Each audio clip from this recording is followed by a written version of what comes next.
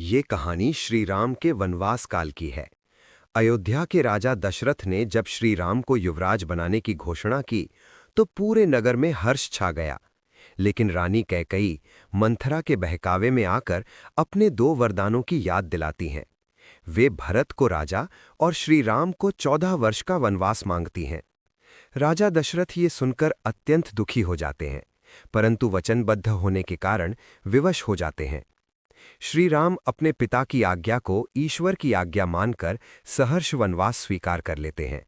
माता सीता और भाई लक्ष्मण भी उनके साथ वन जाने का निश्चय करते हैं। श्री राम बहुत समझाते हैं, पर दोनों का प्रेम और कर्तव्य भाव अडिग रहता है।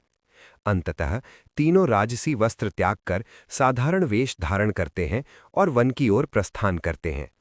वनवास के दौरान उन्होंने अनेक ऋषि मुनियों की सेवा की और राक्षसों से उनकी रक्षा की। दंडकारण्य में वे कई वर्षों तक रहे।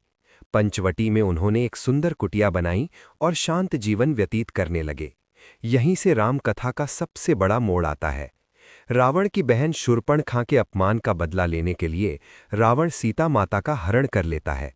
सीता की खोज में श्री राम और लक्ष्मण भटकते हुए किष्किंधा पहुंचते हैं, जहां उनकी मित्रता सुग्रीव से होती है। हनुमान जी की सहायता से सीता माता का पता लंका में चलता है। वनवास के अंतिम चरण में श्री राम धर्म, धैर्य और करुणा के प्रतीक बनकर उभरते हैं। उनका जीवन हमें सिखाता है कि कठिन परिस्थितियों में भी सत्य, वचन और कर्तव्य का पालन करना ही सच्चा धर्म है। श्री राम का वनवास त्याग, आदर्श और मर्यादा का अमर उदाहरण है।